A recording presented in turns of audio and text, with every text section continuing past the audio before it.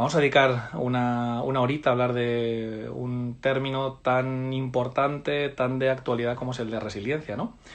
Así que, bueno, hola Grisel, ¿qué tal? Buenos días para vosotros, buenas tardes para todos los que nos siguen desde España. Bueno, vamos a esperar un minutito, solamente un minutito y damos comienzo, ¿vale? Si os parece. Bueno, mientras vamos haciendo un poquito de tiempo, agradecer a todos los que estáis ahí, al otro lado del teléfono, que me hayáis permitido entrar en vuestras vidas y en vuestras casas, ¿no? En este periodo tan difícil, ¿no? que estamos viviendo. Y bueno, agradecer sobre todo a la editorial Océano de México, con quien tengo publicado dos libros. Estoy encantado de la vida con ellos y bueno, afortunadamente tengo la suerte de que algunos de mis libros llegan a Latinoamérica, ¿no? Así que bueno, pues la verdad que es un verdadero placer estar en toda Latinoamérica con vosotros, ¿no? Gracias a todas las personas que desde allí, desde Latinoamérica, nos están siguiendo en horario de mañana, ¿no? Sé que en México son las 12 de la mañana, así que nada, buenos días a todos los mexicanos, buenos días al resto de países de Latinoamérica que nos estáis siguiendo. He recibido muchos mensajes de muchos otros países, de Argentina, de Uruguay, de Guatemala, que nos estáis siguiendo desde ahí. Así que nada, un verdadero placer, ¿no? Espero que estéis todos bien, ¿no? Dada la circunstancia tan desagradable que estamos viviendo, y espero que de salud por lo menos estemos bien, ¿no? Ya luego otra cosa es cómo nos vamos gestionando en casa con nuestros hijos, ¿no? Así que, bueno, pues vamos a empezar, porque como bien sabéis, Instagram tiene el tiempo limitado, tenemos una horita, ¿vale? Y como son las 7 de la tarde aquí en España, de obligado cumplimiento el que a las 8 acabemos para salir a aplaudir. Es fundamental. Así que para agradecer a todos nuestros sanitarios y a todos los profesionales que están trabajando, toda la ayuda que nos están proporcionando, ¿no? Y sobre todo a toda la gente que lo está pasando mal y que está enferma, ¿no? del corona. Así que bueno, venga, vamos a empezar. Voy a hacer una breve introducción en relación a este concepto de resiliencia, ¿no? Bueno, el concepto de resiliencia es un concepto que acuña un psiquiatra francés llamado Boris Cyrulnik, conocido, muy conocido y reconocido, ¿no? A nivel mundial. Él escribió un libro que se convirtió en un bestseller, que es el de Los patitos feos, que habla de la resiliencia, ¿no? Es uno de los grandes. Entonces, el concepto es de Cyrulnik, ¿no? Que os recomiendo que leáis algo o que veáis algunos vídeos, algunas conferencias de él, que la verdad que no tiene desperdicio, y su historia personal es bastante interesante, ¿no?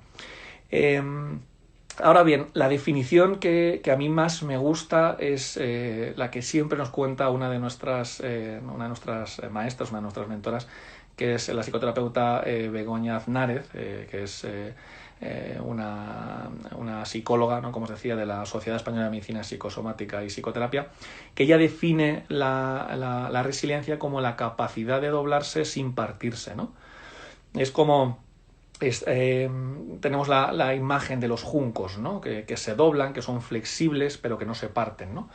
Y con la situación que estamos teniendo ahora, y como es la vida, ¿no? Que tenemos muchas situaciones que son difíciles, situaciones bastante trágicas, situaciones que provocan mucha tristeza, que provocan mucha rabia, situaciones de mucho miedo, de mucho caos. Es importante, ¿no? que seamos conscientes de la implicación que tiene esto de la resiliencia, ¿no? Por tanto, el concepto de resiliencia tiene mucho que ver con la capacidad de adaptación, ¿no? Podríamos decir que las personas resilientes son personas que se adaptan suficientemente bien, o que se adaptan bastante bien, no solamente al contexto, al día a día en el que se mueven, sino también que se adaptan muy bien a los cambios, ¿no? Son personas flexibles. En cambio, las personas que no tienen una buena resiliencia son personas que se adaptan muy mal a los cambios, ¿no? Y cualquier cualquier variante en su día a día, cualquier noticia desagradable les implica un gran estrés, una gran dificultad, y se adaptan bastante mal, ¿no? Bastante regular a los cambios, ¿no? Por tanto, el concepto de resiliencia tiene mucho que ver con la capacidad de adaptación, ¿no? La capacidad de hacerse cargo de lo que ha ocurrido, procesar ese cambio, esa pérdida, ¿no? Luego hablaremos un poco de lo que es la pérdida, de lo que es la tristeza y las fases del duelo, para adaptarse a una situación nueva, ¿no? Pero es muy importante, como luego vamos a ver, que cuando hablamos de resiliencia es muy importante la reflexión, es muy importante parar, pensar y bueno, ser conscientes de que tenemos que hacer o sacar un aprendizaje de la experiencia que estamos viviendo, ¿no? Y hoy más que nunca, ¿no? Las personas resilientes que están encerradas en casa con la situación tan desagradable que estamos viviendo, son personas que están sacando mucho provecho, ¿no? Que están sacándole mucho jugo a la naranja, ¿no? A la situación que desgraciadamente estamos viviendo. Cuando vivimos una situación del tipo en la que estamos, ¿no? Nos encontramos con que siempre hay pérdidas, siempre hay duelos que hacer, pero siempre hay aprendizajes, ¿no? De toda situación, por mala que sea, por desagradable, por traumática que sea, siempre hay aprendizajes que debemos, ¿no? Hacer de cara al futuro. Pero no todo el mundo, desgraciadamente, está en disposición de hacer estos aprendizajes, ¿no? Por lo tanto, el concepto de resiliencia tiene mucho que ver con la capacidad de adaptación, ¿no? Como vamos a ir viendo a lo largo de este live. Por cierto, no he dicho, yo estaré más o menos una media hora, 35 minutos hablando, y el resto del tiempo contestaré encantado la vida vuestras cuestiones y vuestras preguntas, ¿vale? Así que nada, podéis ir mandando vuestras dudas y luego trato de contestar a cuantas más mejor. Seguro que todas va a ser imposible, ¿no? Pero podéis ir mandando ya vuestras preguntas, ¿no? Por lo tanto, el concepto de resiliencia tiene mucho que ver también con algo que vamos a mencionar hoy, que es el apego, ¿vale? Que es el apego. Los estudios llegan a la conclusión de que aquellas personas que tienen un apego seguro, aquellos papás que han sido capaces de desarrollar un apego seguro en sus hijos, estos hijos el día de mañana van a ser resilientes, van a tener una mayor capacidad de adaptación. Y luego veremos características, ¿no? de una familia y de una persona resiliente, ¿no? Pero bueno, estamos en plena introducción, ¿no? Y las personas que tienen un apego inseguro van a ser menos resilientes.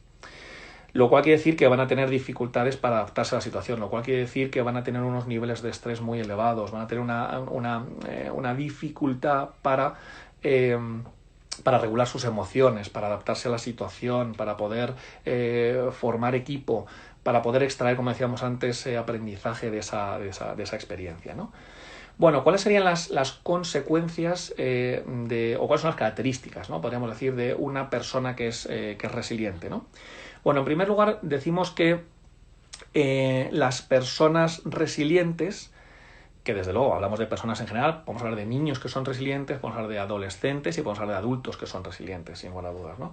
Las personas resilientes son personas que tienen una buena capacidad para identificar la emoción, que tienen una buena capacidad para permitirse la emoción, lo que llamamos legitimar la emoción, normalizarla, ¿vale? Entender como algo normal del día a día. Y, en último lugar, tienen una buena capacidad de autorregulación emocional. Y también podríamos hablar, desde luego, de una capacidad de heterorregulación, es decir, que ellos son capaces de calmar, de tranquilizar y de dar amor a los demás cuando los demás están desregulados. Por tanto, hablamos de una capacidad de identificar la emoción, una capacidad de legitimar la emoción y de regular la emoción, ¿no? Todo esto estaría dentro de que, de manera así muy básica, ¿no? Lo que conocemos como la educación emocional, ¿no? Entonces, las personas resilientes tienen esta capacidad, ¿no? Son personas que se autorregulan emocionalmente bastante bien, y también tienen la capacidad de regular a los demás, tienen la capacidad de heterorregularles de una manera bastante adaptativa, ¿no? Son personas, como decíamos antes, que son más reflexivas, y esto es muy importante. En cualquier proceso, en cualquier situación que estemos viviendo, es necesario que reflexionemos en relación a lo que nos acaba de ocurrir, ¿no? Uno de los problemas de nuestra sociedad, desgraciadamente, es que en esta sociedad hiperactivada, resultadista, conductista, donde lo único que importa es el resultado, es la meta y no el trayecto, nos encontramos con que es muy difícil reflexionar. No hay tiempo para reflexión, no hay tiempo para parar, pensar, analizar, hilar lo que hemos hecho con lo que hacíamos antes, ver si vamos creciendo, ver de qué manera podemos ir mejorando de cara al futuro. Entonces, la reflexión es complicado, ¿no? Desde luego que tanto en nuestras familias, estoy hablando en general, ¿no? Como en la sociedad y en la cultura en la que vivimos, es tremendamente difícil tener un tiempo para la reflexión. Lo que no quita para que sea fundamental. Y las personas resilientes son personas que dedican ese tiempo a meditar, a pensar, a reflexionar, a tratar de tratar de sacar aprendizaje de la experiencia, ¿no? Son personas que ante este tipo de situaciones, igual que las personas no resilientes se quedan bloqueadas, se quedan en shock, se quedan sin saber qué hacer, las personas resilientes tienen capacidad de toma de decisión. Pero tienen capacidad de toma de decisión no de una manera loca, no de una manera irreflexiva o de una manera impulsiva, sino que son capaces de hacerse cargo de la situación, son capaces de analizar lo que está ocurriendo y son capaces de tomar una decisión o de dar una respuesta que sea lo más adaptativa posible, ¿no? Por lo tanto, son capaces de tener en cuenta las diferentes variables, ¿no? que están influyendo en esa situación. Son personas mucho más empáticas. Decíamos antes que no solamente es que tengan la capacidad de permitirse la emoción, de identificar sus emociones y de regularse a sí mismos, sino también son capaces de hacerlo con el resto. Y tienen esa capacidad de ponerse en el lugar del otro, ¿no? Distanciarse de lo que ellos sienten, distanciarse de lo que ellos piensan para poder entender la situación del otro, ¿no? Son personas que trabajan mucho mejor en equipo, ¿vale? Y en equipo también nos referimos a que trabajan mejor en familia, que son capaces de coordinarse, de entenderse mejor con su marido, con su mujer, de coordinarse, de dar explicaciones o de dar una correcta narrativa a sus hijos de lo que está ocurriendo, ¿no? Por ejemplo, ahora con el coronavirus. Son personas que buscan soluciones de manera activa, ¿no? Igual que las personas no resilientes, decíamos que son personas que se quedan paralizadas, que se quedan en shock, ¿no? Que el shock es la primera fase del duelo, ¿no? Como vamos a ver a continuación. Las personas resilientes tienen esa capacidad para poder tomar unas soluciones de manera activa y reflexiva, ¿no? Sin lugar a dudas, son personas que confían en sí mismos, son personas que tienen una buena autoestima, que saben que son capaces de hacer muchas cosas y hacerlas suficientemente bien, y por tanto confían en su criterio y confían en el criterio de los demás, ¿no? De sus familiares, de sus amigos, de su gente cercana.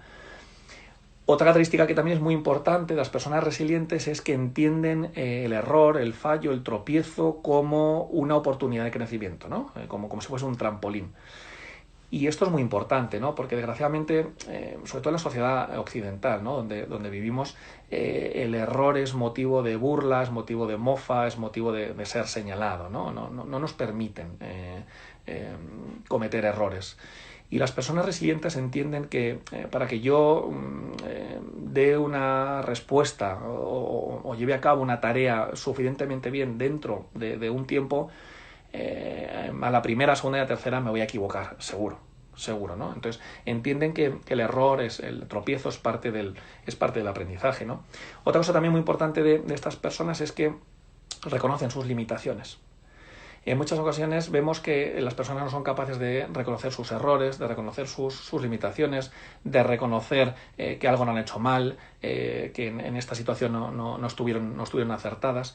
Y las personas resilientes sí que son capaces, porque, como decíamos antes, ¿no? Entienden que esto es un proceso de aprendizaje en todo momento, y que reconocer que yo tengo mis debilidades, que yo tengo mis limitaciones, me hace más fuerte, ¿no? No tengo ningún miedo a reconocer las dificultades, los errores o las meteduras de pata que yo llevo a cabo, ¿no? Tampoco tienen ningún problema para pedir ayuda, por lo que estamos diciendo, ¿no?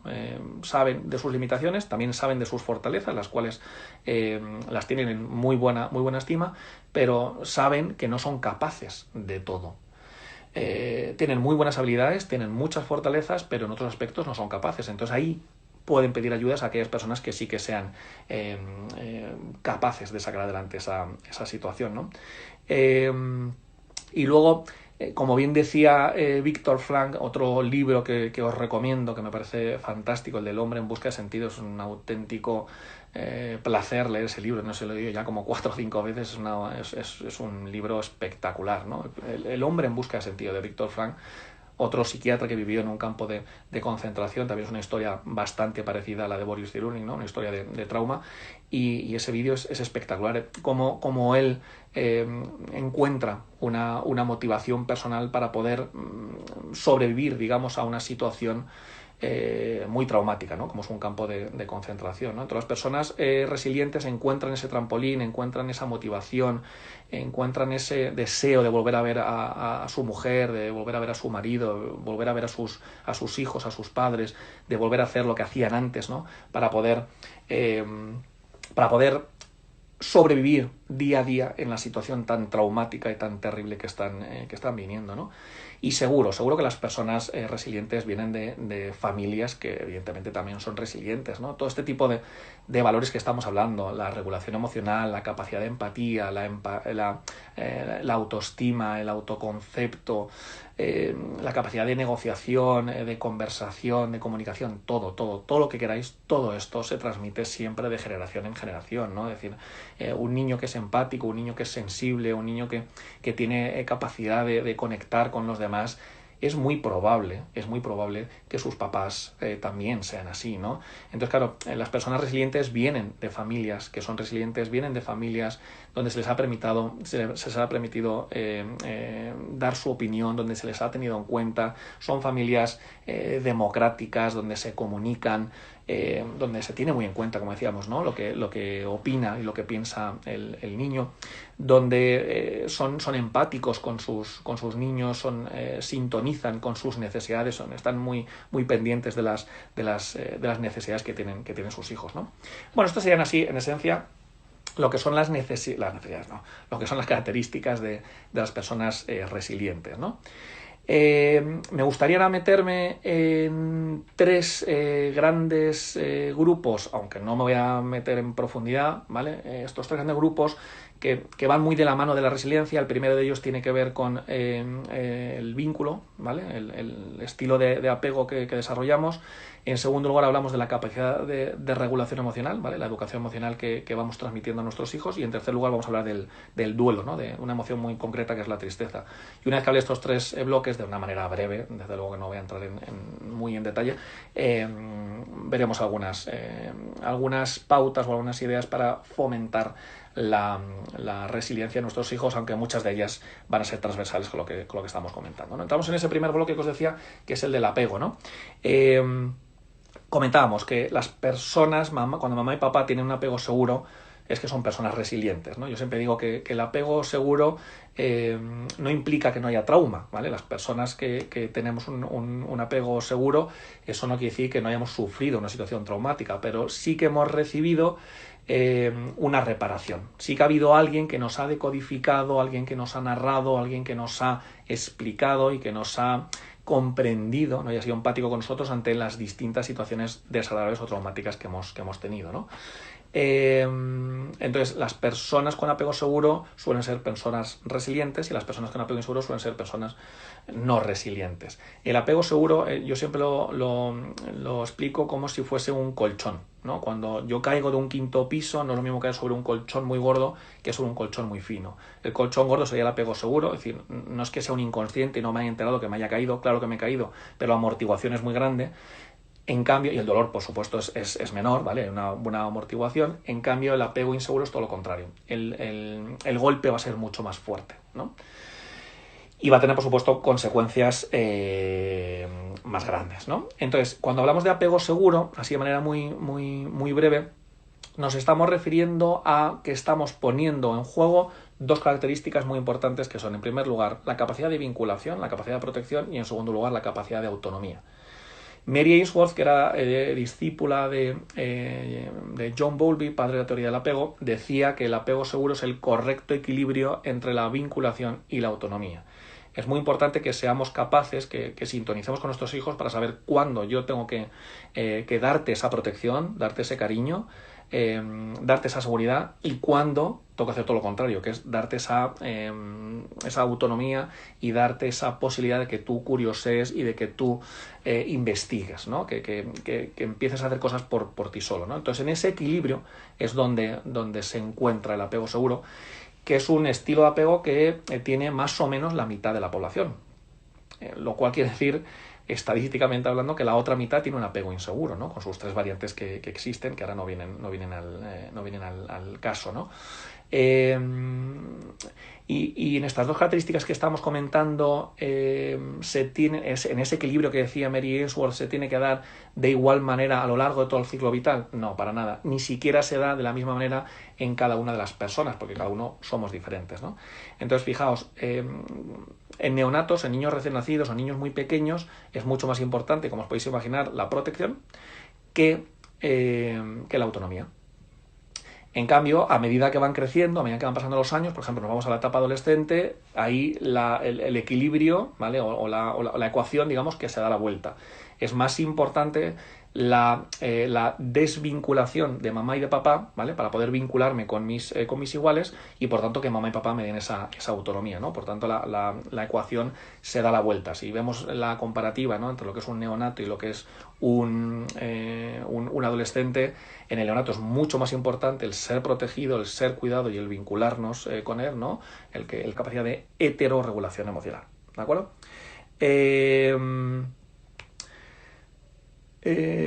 A ver, me estáis diciendo que el vídeo se ha pausado. Comentadme que está todo ya en correcto funcionamiento y que me volvéis a ver. Vale, perfecto. Gracias, Grisel, que estás ya atenta a todo. Vale.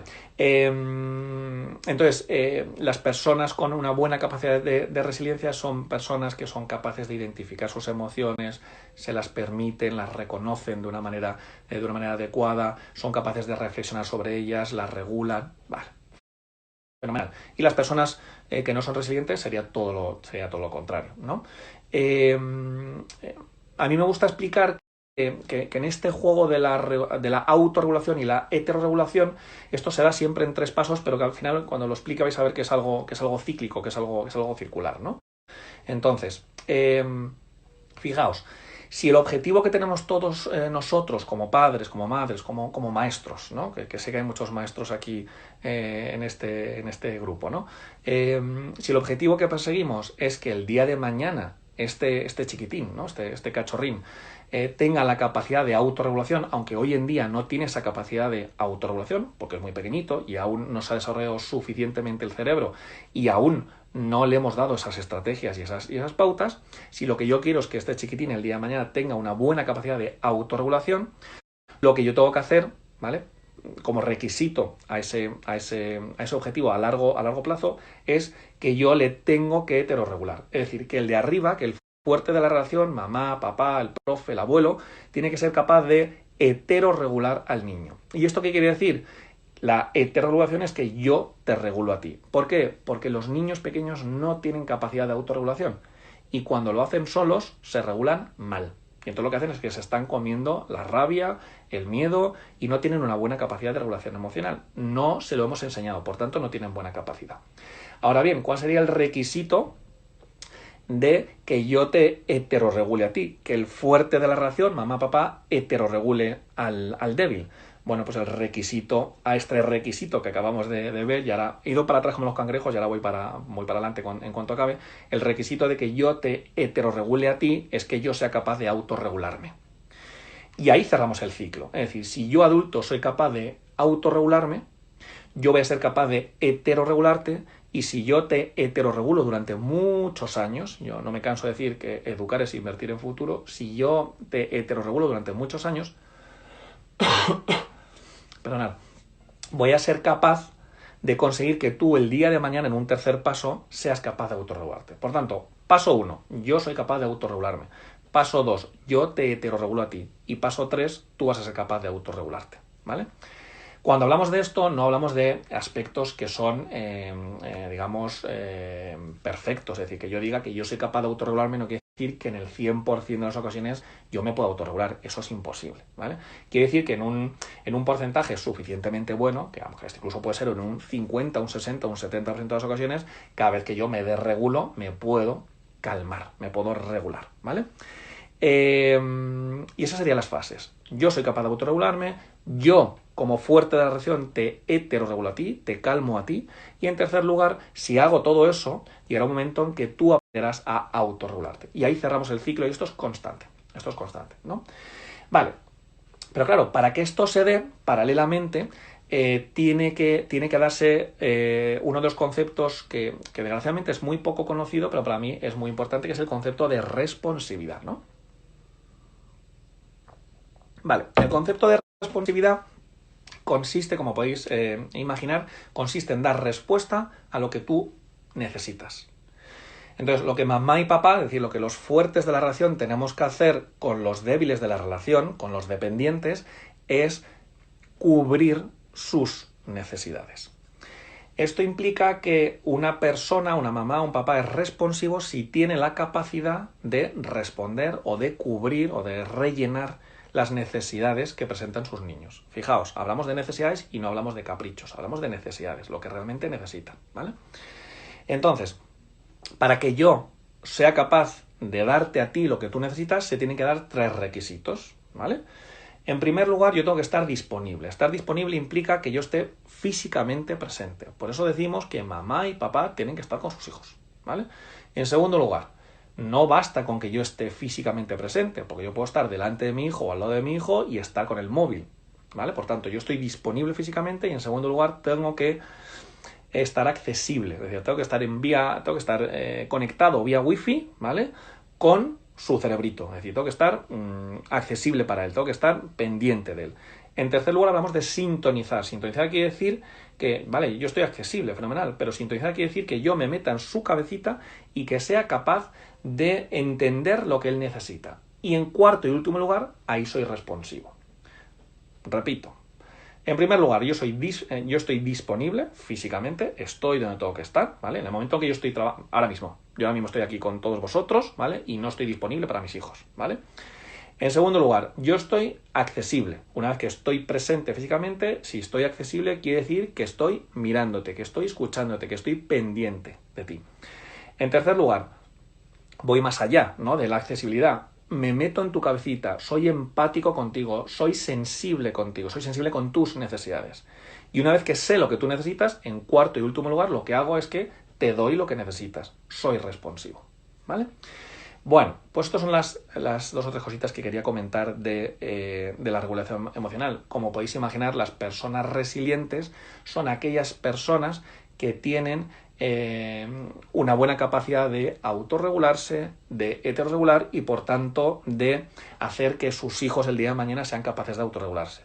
Y una vez más, las personas con una buena capacidad de resiliencia son aquellas personas que suelen estar disponibles, que suelen estar accesibles, que sintonizan de una manera suficientemente buena con sus hijos y que en cuarto y último lugar son responsivos, es decir, le dan lo que necesitan. Imaginaos una persona que está disponible, que está accesible, que sintoniza, pero que luego no es responsivo, ¿no?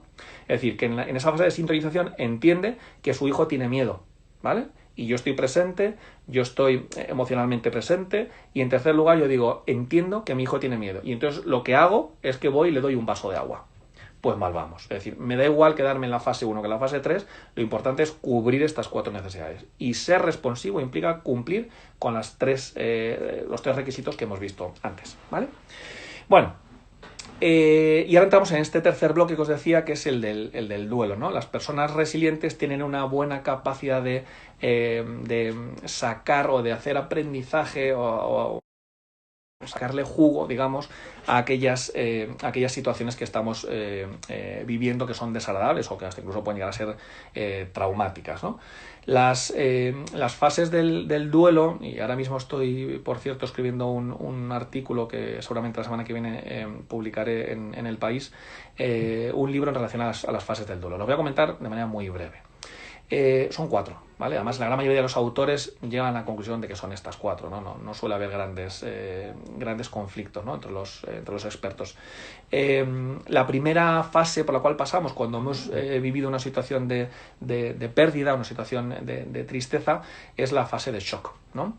Es esa fase en la que nos quedamos paralizados, nos quedamos aturdidos, ¿no? También Bowlby la llamaba fase de aturdimiento, nos quedamos completamente bloqueados, ¿no? Sin saber qué hacer, no vamos ni para adelante ni vamos para atrás, nos quedamos completamente en shock. Una segunda fase ya empezamos un poco a reaccionar, pero nos encontramos con que me niego, la fase de negación, ¿no? Me niego a aceptar que esto es así, o me niego a aceptar en ocasiones hasta incluso las consecuencias de esto, ¿no? Daos cuenta que cuando hablamos de duelo, cuando hablamos de tristeza, estamos hablando de una pérdida. Y una pérdida puede ser una pérdida personal, como estamos viviendo desgraciadamente en este momento, muchas muertes, ¿vale? Muertes de familiares, de amigos, de seres queridos, pero puede ser cualquier otra pérdida. Puede ser una pérdida, por ejemplo, porque he perdido una relación, ¿vale? Una ruptura de pareja, porque he perdido un trabajo, ¿no? Muchos ERTES, ¿no? Estamos viviendo y muchos despidos estamos viviendo desgraciadamente, ¿no?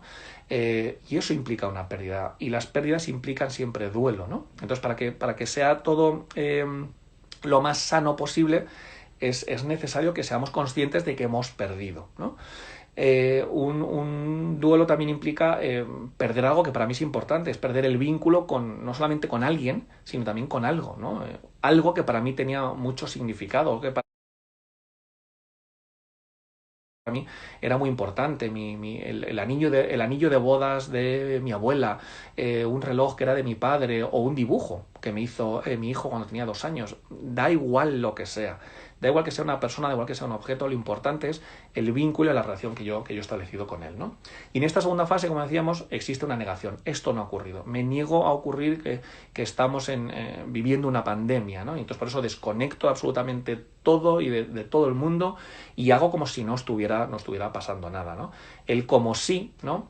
Que comenta siempre mi maestra Begoña, es fantástico, ¿no? Hay mucha gente que se queda en estas primeras fases del duelo haciendo como si esto no ocurriera, como si esto fuese un corta y pega y en cuanto acabe esto vamos a volver como si nada hubiera ocurrido, ¿no?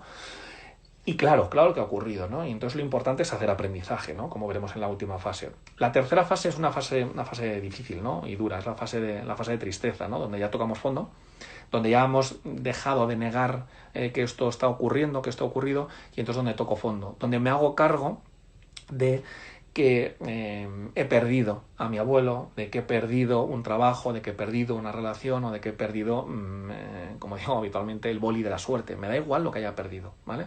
Me da igual. Lo importante es que ese vínculo que yo tenía con esa persona o esa relación que yo tenía con ese objeto para mí era muy significativo, ¿no? Entonces yo necesito elaborar un duelo, ¿no?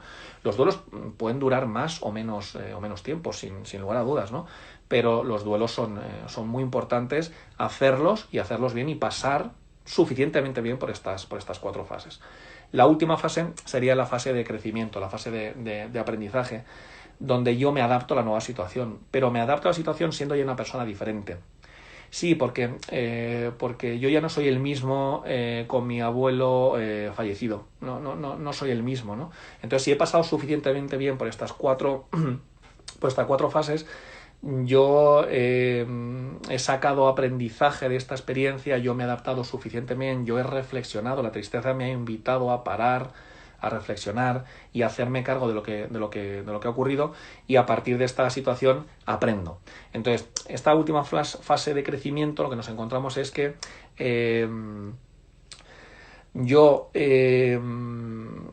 digamos que soy consciente y siento mucha tristeza por la pérdida que acabo de sufrir, pero por otro lado también aprendo mucho de esta situación desagradable, esta situación que he vivido de manera traumática, ¿no? Esas serían las cuatro fases por las que pasamos, ¿vale? Y ya para acabar, comentaros así a modo de tips, a modo de idea, para ya dejar paso a vuestras preguntas. cómo podemos fomentar la resiliencia en nuestros hijos, ¿vale? En primer lugar, es fundamental, como decíamos al principio, que legitiméis las emociones de vuestros hijos, ¿no? Legitimar implica normalizar, implica permitir. Las emociones son inconscientes, aparecen de manera automática, por tanto, en el 100% de las ocasiones tienen que ser legitimadas, ¿no? Permitid también a vuestros hijos que las expresen. No solamente es que te permita que estés triste, sino que te invito, tampoco te obligo, ¿vale? Pero te invito a que la expreses. Y que la expreses como buenamente puedas. Hay niños que expresan su miedo, su rabia acompañados, hay quien los expresan solos, hay quien hace dibujos, hay quien los expresa mediante la palabra, hay quien prefiere leer un cuento. Es decir, que la manera de expresar la emoción es bien diferente. Pero bueno, vamos a permitirles y vamos a animarles a que puedan expresar esas emociones, ¿no? Favorecer también la flexibilidad mental, ¿no? La flexibilidad cognitiva, que es una función ejecutiva, ¿no? Es una función de nuestra corteza prefrontal, ¿no? Las personas resilientes, como decíamos antes, son personas que tienen una capacidad de visualizar las distintas opciones y de llevar a cabo aquella opción que sea más adecuada, ¿no? Entonces, vamos a ir en contra de la rigidez cognitiva y vamos a permitir esa flexibilidad, ¿no? La vida es flexible, ¿no? Nos guste o no nos guste, la vida es flexible. Entonces vamos a fomentar esa flexibilidad. Permitir, no solamente decíamos antes las distintas emociones, sino permitir el duelo. Y lo digo porque en muchas ocasiones no les permitimos a nuestros hijos o no nos permitimos a nosotros sentir esa tristeza, sentir ese duelo. Yo necesito un tiempo, hasta incluso a veces días o hasta incluso meses, de poder hacerme cargo de la pérdida que yo he vivido, ¿no? Entonces, permitirlo, ¿no? Que nos llevamos muy mal que nuestros hijos estén tristes, ¿no? Nos preocupamos mucho y nos ponemos muy alertas y muy preocupados, ¿no? Porque estén en una situación de duelo. El duelo o de tristeza da mucha información y es un aprendizaje que si lo sabemos llevar de una manera suficientemente buena, va a ser un aprendizaje muy interesante, ¿no? No silenciéis jamás a vuestros hijos, ¿no? No solamente en cuanto a sus emociones, sino también en cuanto a sus opiniones, a lo que piensan, a lo que ellos creen, ¿no? Tanto a lo emocional como a lo racional, ¿no? Y dialogad muchísimo con vuestros hijos, hablad de todo, de lo importante, de lo no importante, de los cuentos, de lo que ocurre, de lo que está ocurriendo ahora mismo, dadle narrativas que sean coherentes con lo que está ocurriendo, dejadles que se expresen, que pregunten sus dudas, que sean capaces de expresar cómo se sienten, expresar también vosotros, evidentemente, cómo os sentís, ¿no? No pretendamos que nuestros hijos nos cuenten cómo se sienten si nosotros somos los primeros que no hablamos de nuestras emociones o que no lloramos delante de ellos o que no discutimos delante de ellos, ¿no? Faltaría más, ¿no? Y luego muy importante también que entendamos el error como parte del aprendizaje, ¿no? No tenemos que pretender que las cosas se hagan a la primera, ni en ellos ni en nosotros, ¿no? Así que bueno, transmitirles esa idea a vuestros hijos, ¿no? De que estamos aprendiendo, de que estoy aprendiendo y que voy a cometer muchos errores para empezar, ¿no? Para que yo esta habilidad se me dé muy bien o suficientemente bien, tengo que practicarla muchas veces, ¿no? Y luego, ya en último lugar, que seáis sensibles, ¿no? Que empaticéis mucho con ellos y que seáis sensibles, que estéis muy atentos a sus necesidades. ¿Qué es lo que necesitan? Y a veces nuestros hijos necesitan cosas tan básicas como que es que están en plena rabieta y realmente es que tienen hambre o es que están cansados, ¿no? A veces son las necesidades más básicas, ¿no? Que son las fisiológicas o las emocionales lo que realmente les ocurre. No es que tengan un problemón grandísimo, sino que realmente tienen una necesidad básica, ¿no? Que es que están muertos de sueño o tienen hambre y no saben gestionarlo bien o no saben identificarlo bien, ¿no? Bueno, para concluir, las personas resilientes son aquellas que se adaptan mejor, ¿vale? Que tienen ese colchón y se adaptan mejor a la realidad, y son aquellas que aprenden de la experiencia, ¿vale?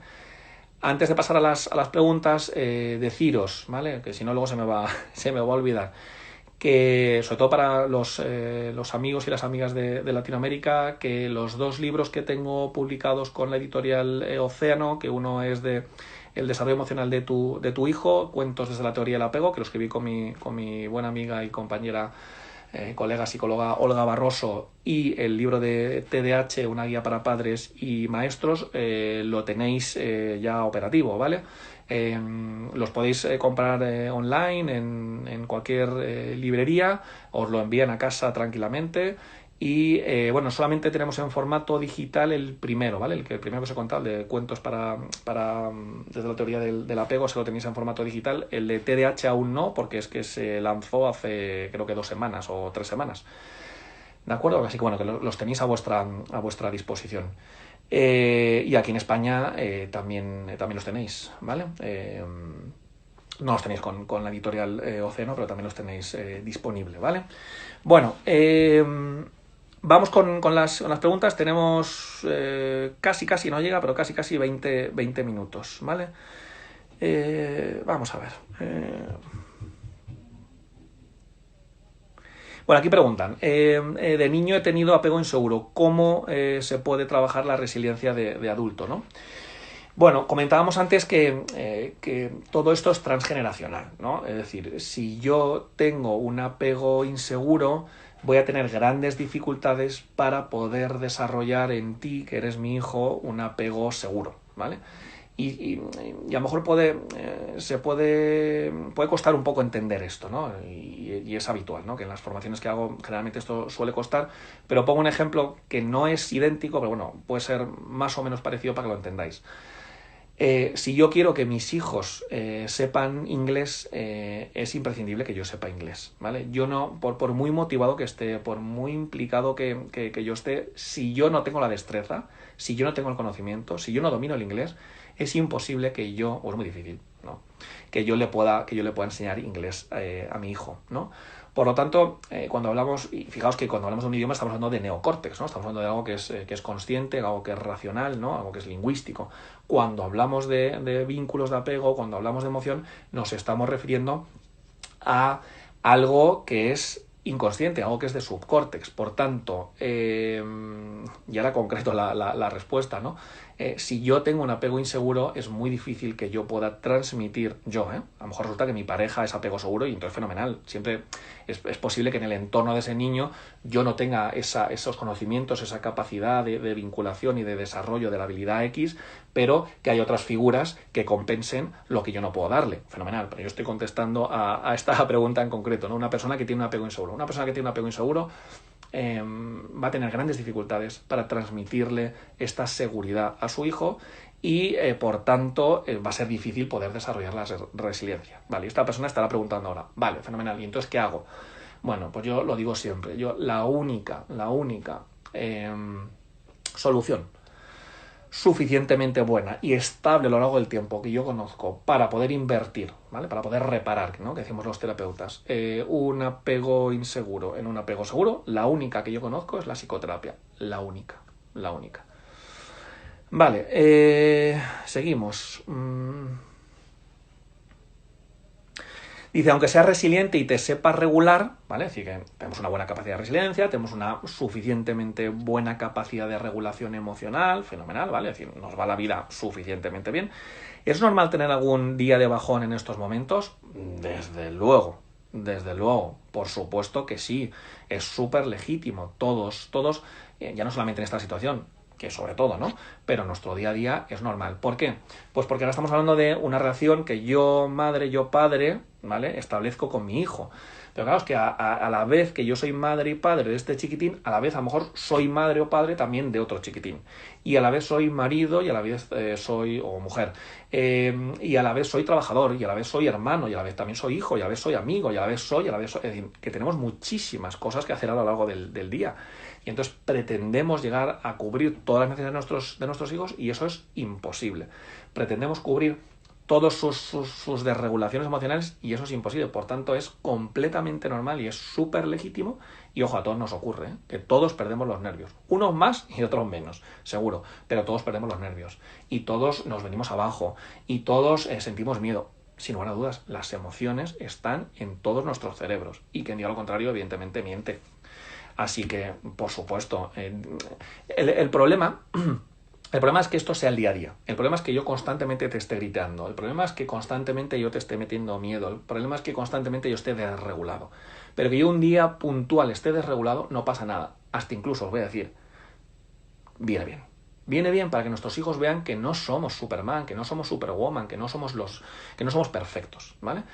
¿Qué es lo que tendríamos que hacer en el momento en que yo pierdo los papeles, en el momento en que vengo abajo, en el momento en que te grito, en el momento en que tengo un mal día porque he discutido con mi jefe o con mi marido y lo pago contigo, querido hijo, querida hija? Reparar. Reparar. Reparar. ¿Esto qué es? Pedir perdón. Que cuando yo vuelva al equilibrio, pida perdón.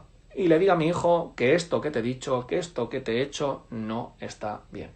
Y si de cada 10 veces que tú tienes una necesidad resulta que yo actúo suficientemente bien en 6, 7, 8 y resulta que te grito en una de cada 10 o en una de cada 20, bueno, pues tengo la capacidad de poder pedirte perdón. Siempre y cuando mejorando, ¿no? Todo esto. Pero días puntuales a lo largo del año, ¿cuántos son? Que son 10, que son 15, son 20. Eso no es significativo. Y voy a repetir, es que es un buen aprendizaje, que nuestros hijos también vean que mamá y papá no son perfectos. Que no son perfectos. Igual que ellos pierden los nervios, también los perdemos nosotros. Así que a esta mamá o a este papá que preguntaba esto, sin lugar a dudas, ¿no? Que está más que legitimado para tener malos días, ¿no? Días de bajones, sin lugar a dudas. Vale, esta ya lo hemos contestado.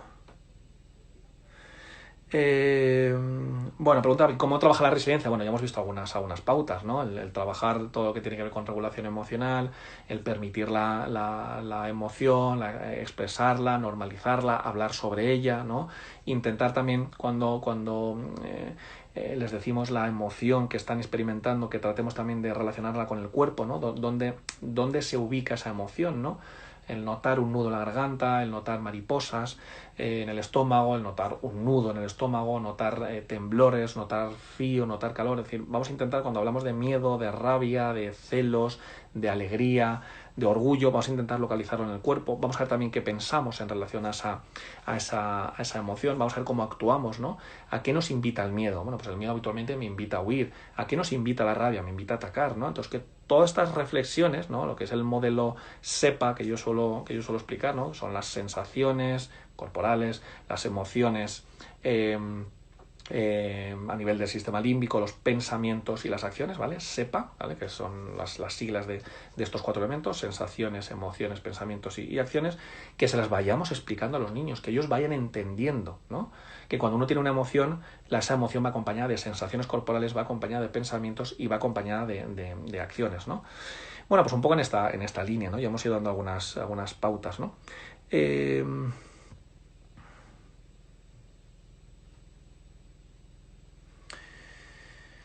Vale, niño con TDAH, conducta negativista y desafiante, ¿cómo trabajar la resiliencia? Los niños con TDAH son niños que tienen aparte una dificultad, que es un trastorno del neurodesarrollo, que implica un mal funcionamiento ejecutivo, pero son niños, pero son adolescentes, pero son adultos. Es decir, el funcionamiento es exactamente el mismo, ¿no? Cuando en cursos de formación hablo de pautas para trabajar con niños con TDAH, son las mismas pautas para trabajar con niños con TDAH que sin TDAH. Simplemente sabiendo que los niños con TDAH, su madurez cerebral es más lenta, ¿no? Y con mayor motivo necesitamos una heterorregulación externa, ¿no? ¿Por qué? Porque el cerebro va mucho más lento, ¿no? Entonces se les etiqueta de inmaduros, de vagos y de tontos, cuando en realidad necesitan a alguien externo que se tiene que encargar de heterorregular, de acompañar y de estar ahí, ¿no? ¿Podemos trabajar en la escuela la resiliencia? Sin lugar a dudas, ¿no? Pero es que la resiliencia es un concepto que, como decíamos al principio, cuando hablamos de las características de la resiliencia, es un concepto que une muchísimos otros, ¿no? Es como un compendio. Al final damos cuenta que resiliencia es capacidad de adaptación. Y claro, para que yo me pueda adaptar mejor, me pueda adaptar peor, me pueda adaptar regular, de eso van a depender muchas otras variables. Va a depender mi inteligencia, va a depender mi capacidad de funcionamiento ejecutivo, mi capacidad de regulación emocional, mi capacidad para ver otras alternativas ante una situación problema, mi capacidad de toma de decisiones, mi capacidad de hacer equipo, de poder complementarme con alguien. Y digo todo esto o digo lo contrario, ¿no? Las personas que no son resilientes, ¿no? Bueno, y la pregunta continúa, ¿no? ¿O prevalece siempre lo que se haga en el hogar? Bueno, yo siempre digo que la raíz de nuestros niños, la raíz de la personalidad de nuestros niños siempre está en casa, siempre, siempre. Lo que pasa que la escuela, sobre todo en los apegos seguros, la escuela viene un poco a complementar o viene un poco a reforzar lo que se está haciendo en casa, ¿no? En ese 50-55% de la población que tienen apego seguro. Donde la escuela, yo siempre digo, donde los maestros y maestras siempre digo que tenéis ahí una labor muy, muy, muy importante, ¿vale? Punto de inflexión, es en la otra parte, ¿no? En ese otro 40, 45, 50% de la población que tiene un apego inseguro, ¿no? Ahí es donde las maestras entráis en acción, porque los chiquitines, o no tan chiquitines, ¿no? Los adolescentes, los que trabajéis en la secundaria, que tienen un apego inseguro, eso implica, ¿vale?, que mamá y papá en casa no están sabiendo o no están pudiendo darle a estos niños o a estos adolescentes lo que realmente necesitan. Por tanto, si mamá y papá, sin señalarles, sin criticarles, sin hacerles culpable, hacen lo que pueden, pero el hacer lo que pueden implica no llegar a un mínimo, es ahí donde tiene que haber figuras que sean, digamos, compensatorias. Y la figura por excelencia compensatoria porque tiene una regularidad con ese niño y es la que pasa más horas con ese niño, sois las maestras y sois los maestros. Por lo tanto, desde luego que la clave está en casa. Pero cuando mamá y papá no pueden desarrollar esa buena capacidad de resiliencia y todo lo que tenemos que desarrollar mamá y papá, que son muchísimas cosas, los profes, la escuela ocupa un lugar que es fundamental. Entonces sois, como siempre me gusta decir, sois la segunda oportunidad para aquellos niños que tienen un apego inseguro, que tienen grandes dificultades, que tienen a una mamá y un papá que están en conflicto no puntual como veíamos antes, sino en conflicto constante entre ellos, o hasta incluso papás con trastornos psiquiátricos, papás que consumen, papás con adicciones, con trastornos bipolares, con esquizofrenias. Claro, es que los padres y las madres con trastornos psiquiátricos también tienen hijos, desde luego, claro. Y claro, y esos niños van a la escuela y los tenéis en vuestras clases, ¿no? Y son niños que no están siendo atendidos, ¿no? Así que bueno, vamos a ir ya con la última pregunta. La última pregunta dice así, ¿qué opinas del afecto en la educación y las consecuencias que tiene no hacerlo? Bueno, partamos de la base, ¿no? Me encanta esta pregunta, ¿no? Porque partamos de la base de que somos mamíferos. Somos mamíferos. Ya, yo me siento muy, muy orgulloso de ser mamífero y de compartir características con el resto de mamíferos superiores, ¿no? Pero generalmente no lo tenemos en cuenta. Y el ser humano es un mamífero. Desde luego que es un mamífero superior, desde luego que tenemos algunas capacidades muy concretas que nadie más tiene, ¿vale? Pero somos mamíferos.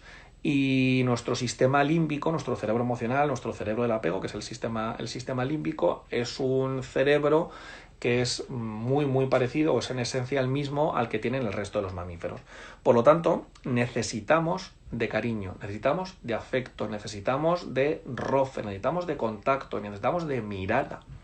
Necesitamos, el chiquitín, el neonato, el niño de 2 meses, de 3 meses, de 3 años, necesita ser visto por mamá y por papá, necesita ser tocado por mamá y por papá, necesita ser abrazado, necesita ser mecido, necesita sentirse importante, necesita que le protejamos, necesita que le decodiquemos y que le expliquemos lo que está ocurriendo, lo que ocurrió y lo que puede ocurrir. Necesita que le fomentemos su autoestima, necesita que le pongamos límites. Bueno, y así puedo seguir con las 16 necesidades básicas de contenido afectivo que explico en mis libros, ¿no? Eso necesitamos. Y voy a repetir, necesitamos. No es un lujo, no es que digamos, bueno, si cumplís o si cubrís esas 16 necesidades, os va a ir mejor. No, es una necesidad. Es una necesidad, ¿no?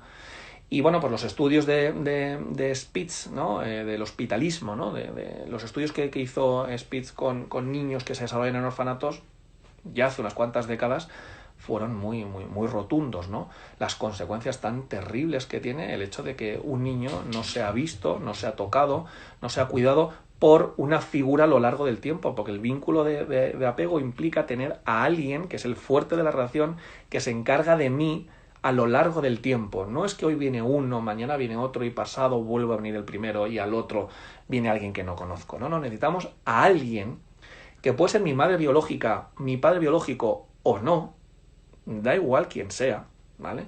Necesito un cuidador, y un cuidador es alguien que cuida. Por lo tanto, ¿qué opino del afecto en la educación? Que es fundamental. Y cuando hablamos de educación, me imagino que será una profe o un profe, ¿no? Y que se referirá al ámbito más académico, al ámbito más escolar. Pero educamos todos. Entonces, tan importante es el afecto en el colegio como en la universidad, como en casa, como en el parque, como con mis amigos, como con mis superiores, como con mis subordinados. Es fundamental.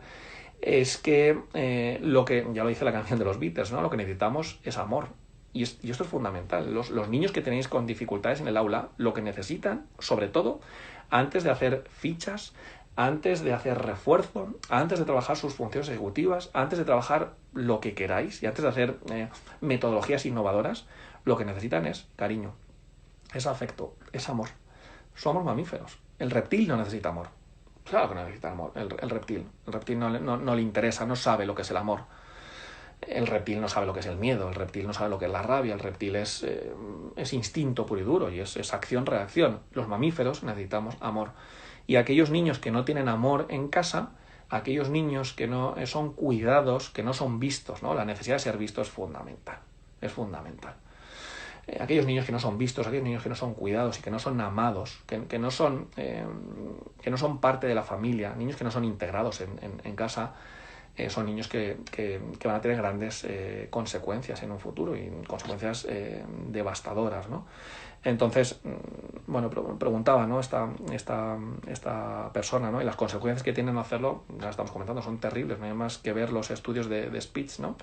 Del hospitalismo, y no hay más que ver a Jenny la niña salvaje, y no hay más que ver casos de niños que desgraciadamente no han sido aceptados, no han sido queridos, no han sido vistos, ¿no? La necesidad de ser visto, voy a repetir, que es fundamental, aceptar a nuestros hijos, mirarles de manera incondicional.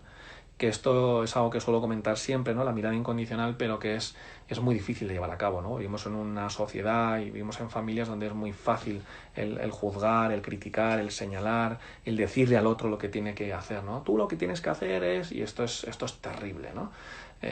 Todos los que somos padres y madres aquí en este grupito que formamos hemos recibido en mayor o menor medida el tú lo que tienes que hacer es, ¿no? Y eso es una auténtica aberración, ¿no? El que desde fuera, con muy buen sentido y con buena intención, ¿no? Seguro, nos están diciendo lo que tenemos que hacer, cómo tenemos que dormirles, cómo tenemos que darles de comer, cómo tenemos que hacer y cómo tenemos que dejar de hacer, ¿no? Así que, bueno, pues con esto acabamos, que ya me salta ahí la cuenta atrás, ¿vale? Y nada, pues espero que lo hayáis disfrutado tanto como yo. Yo con estas cosas disfruto como un enano. Así que nada, espero que os haya servido, que os haya gustado y bueno, que lo podáis poner en marcha y que podamos hacer de nuestros hijos niños y niñas resilientes, fijaos, no del futuro, sino resilientes aquí y ahora, ¿no? Así que bueno, agradeceros vuestra presencia, agradeceros vuestro tiempo y nada, os mando un abrazo muy fuerte a toda Latinoamérica y a toda España, que sé que también hay mucha gente de aquí de España que me está viendo. Así que nada, os dejo, que son las 8 aquí en España y tenemos que salir a aplaudir a nuestros sanitarios, ¿vale? Un beso muy, muy fuerte y nos vemos en otra ocasión. Gracias.